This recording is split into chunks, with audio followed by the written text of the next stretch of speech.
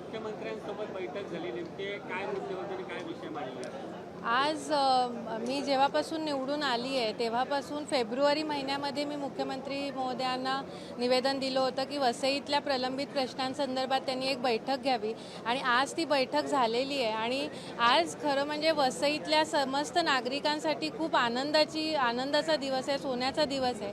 कारण इतके दिवस प्रलंबित असलेला प्रश्न महानगरपालिकेतल्या शाळांचा की 15 वर्ष महानगरपालिकेला झाली पण महानगरपालिकेची एकही शाळा अजून नाही आहे. 116 जिल्हा परिषदेच्या शाळा हस्तांतरण अजून महानगरपालिकेकडे केलेल्या नाही आहेत आणि 3 PHC आणि 12 उपकेंद्र ह्यांचं सुद्धा हस्तांतरण झालेलं नाही आहे. तर आजच्या मीटिंगमध्ये मुख्यमंत्री महोदयांनी आज निर्णय दिला आहे की मंत्रिमंडळामध्ये हा विषय घेऊन तात्काळ विनामूल्य ह्या 116 शाळा जिल्हा परिषदेकडनं महापालिकेकडे वर्ग करायचे आहेत आणि 3 PHC आणि 12 उपकेंद्र ही सुद्धा विनामूल्य तात्काळ हस्तांतरणाची प्रक्रिया पूर्ण करायची आहे. तर हा खूपच महत्त्वाचा असा निर्णय सन्माननीय मुख्यमंत्र्यांनी घेतलेला आहे.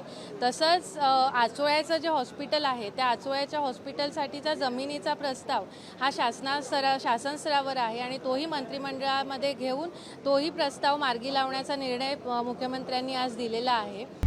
आता isakal.com आहे देशातील नंबर 1 ची मराठी न्यूज वेबसाईट. प्रत्येक अपडेटसाठी isakal.com ला नक्की भेट द्या. त्याशिवाय मोठे जो प्रश्न होता की MMRDAचे प्रलंबित असे 7 मार्ग होते. त्या 7 मार्गांपैकी 4-5 मार्ग असे आहेत की जिथे लँड ॲक्विजिशनचा प्रश्न नाही आहे. तर अशा मार्गांना तात्काळ मान्यता देऊन ते सुरू करण्याचा निर्णय आज मुख्यमंत्र्यांनी दिला. तसंच 4 ओव्हरब्रिज म्हणजे 4 पूल गोखिवरा, वसंतनगरी, माणिकपूर आणि नारिंगी या ठिकाणचे 4 पुलाचं सुद्धा काम MMRDAचं सुरू करण्याचा निर्णय आज मुख्यमंत्री महोदयांनी दिला आहे. तसंच वसई नालासोपारा विरारचा ट्रॅफिकचा प्रश्न सोडवण्यासाठी 40 मीटर रुंद असा रिंग रोड प्रस्तावित होता. तर या रिंग रोडसाठी मुख्यमंत्र्यांनी निर्णय दिला की हा 2007 मध्ये DP प्लॅन झालेला आहे. तर आता मधल्या काळामध्ये प्रचंड प्रमाणात बांधकाम झाल्यामुळे पुन्हा एकदा सर्वे करून MMRDAच्या मदतीने हा सर्वे करायचा आहे महानगरपालिकेला आणि नवीन प्रस्ताव जेणेकरून कमीत कमी बिल्डिंग्स इमारती यामध्ये बाधित होतील अशा प्रकारचा नवीन प्रस्ताव करून लवकरात लवकर या कामाला सुरुवात करायची आहे असा आदेश मुख्यमंत्र्यांनी दिलेला आहे. तसंच सगळ्यांना भेडसावणारा जो प्रश्न आहे पाण्याचा वसईमध्ये की ज्या बिल्डिंग्सना OC नाही आहे अशा बिल्डिंग्सना पाणी कनेक्शन मिळत नाही आहे. तर या संदर्भाने मुख्यमंत्र्यांनी निर्णय दिला आहे की ज्यांच्याकडे CC आहेत अशा बिल्डिंग्सना तात्काळ पाणी कनेक्शन द्यायचं आहे.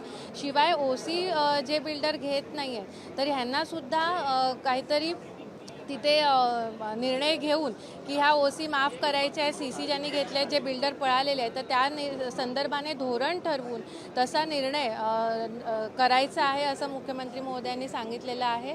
तर आजचा दिवस हा वसईकरांच्या दृष्टीने खूपच महत्त्वाचा असा विषय ठरलेला आहे आणि मुख्यमंत्री महोदयांनी खूप महत्त्वाचे निर्णय आजच्या बैठकीमध्ये दिलेले आहेत. मी समस्त वसईकरांच्या वतीने सन्माननीय मुख्यमंत्री देवेंद्रजी फडणवीस यांचे मनापासून आभार मानते. गेली अनेक वर्ष वसईतील जुन्या इमारतीचा प्रश्न आहे. रविवारी महत्त्वपूर्ण बैठक आहे, नेमकं काय नियोजन आहे? रविवारी 20 जुलैला वसईमध्ये आम्ही स्वयं पुनर्विकासासाठी एक मार्गदर्शन कार्यशाळा घेतो आहे आणि या कार्यशाळेमध्ये सन्माननीय विधान परिषद सदस्य प्रवीण दरेकर सरसुद्धा उपस्थित राहणार आहे. त्यांना प्रचंड असा या क्षेत्रातला अनुभव आहे, खूप चांगला अनुभव आहे आणि ते आपल्या सगळ्यांना मार्गदर्शन करणार आहे की आपल्या जुन्या झालेल्या इमारतींचा 30 वर्षांपेक्षा जुन्या झालेल्या इमारतींचा स्वयं पुनर्विकास कसा करता येईल, त्याला कोण फायनान्स करेल, प्रस्ताव कसे बनवता येतील, यामध्ये 3 पट मोठं घर या इमारती मधल्या रहिवाशांना कसं मिळू शकेल या संदर्भाने संपूर्ण विस्तृत असं मार्गदर्शन या कार्यशाळेमध्ये 20 तारखेला करणार आहे. आज आपने तमाम मुद्दों पर चर्चा हुई और सीएम की तरफ से क्या आश्वासन दिया गया? आज CM सर ने वसई विधानसभा क्षेत्र के प्रलंबित प्रश्नों के संदर्भ में मीटिंग रखी थी और उस मीटिंग में जो हमारे बहुत ही महत्वपूर्ण मुद्दे थे, जैसे महानगर पालिका को 15 साल हुए लेकिन महानगर पालिका की एक भी अभी तक स्कूल नहीं है खुद की, जिला परिषद के 116 स्कूल्स है जो अभी तक हस्तांतरण नहीं हुए हैं. तो इस मुद्दे पे सन्माननीय मुख्यमंत्री देवेंद्र जी ने ये निर्देश दिए कि मंत्रिमंडल में ये विषय लिया जाए कैबिनेट की मीटिंग में और तात्काल तत्काल उसको विनामूल्य 116 स्कूल्स को जिला परिषद से महानगर पालिका को हस्तांतरित किया जाए। वैसे ही 3 पीएचसी और 12 उपर रुग्णालय है उसको भी तत्काल विनामूल्य हस्तांतरित किया जाए, ऐसे निर्देश मुख्यमंत्री जी ने आज दिए हैं। और उसी तरह आचोले का जो मल्टी स्पेशलिटी हॉस्पिटल का जो मुद्दा है उसका ज़मीन हस्तांतरण का प्रस्ताव कैबिनेट में लाया जाए और उसको भी जल्द से जल्द मान्यता दी जाए, ऐसे निर्देश आज के मीटिंग में उन्होंने दिए हैं। और पुरानी इमारतों का बड़ा मुद्दा है, वैसे ही उस संदर्भ में क्या बातचीत हो पाई है? जो जिनको ओसी नहीं दी गई है बिल्डिंग्स को और जिनको पानी कनेक्शन आज दिया नहीं जा रहा है वो मुद्दा आज उठाया गया मीटिंग में। तो उस बारे में मुख्यमंत्री जी ने कहा कि जिन बिल्डिंग्स को सीसी है और ओसी दिए बिना बिल्डर भाग गए हैं ऐसे बिल्डिंग्स को तत्काल पानी का कनेक्शन भी दिया जाए और जिनको ओसी नहीं दी गई है उनको ओसी कैसे दिया जाए इस बारे में एक धोरण तय करके उस पर निर्णय जल्द से जल्द किया जाए, ऐसे निर्देश मुख्यमंत्री जी ने आज दिए हैं।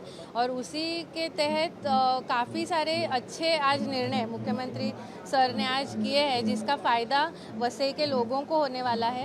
एमएमआरडीए के जो प्रलंबित मुद्दे थे जैसे कि 7 रोड बड़े बड़े एमएमआरडीए के तहत प्रलंबित प्रस्ताव थे उसमें उसको दिया कि जिसका लैंड एक्विजिशन का सवाल नहीं है, जिसके पास ऑलरेडी लैंड है एग्जिस्टेंस रोड पे जो नए रोड बनाने हैं उधर के काम है जल्द से जल्द तत्काल शुरू किए जाए। 4 ब्रिजेस के काम तत्काल शुरू करने के लिए और मंजूरी देने के लिए सर ने निर्देश दिए हैं। वैसे ही रिंग रोड के बारे में नया एक सर्वे करके उसके बारे में कम से कम बिल्डिंग्स उसमें कैसे बाधित हो ऐसा एक सर्वे करके ऐसा एक प्रपोजल बन के वो भी सादर करने का निर्देश मुख्यमंत्री जी ने दिया।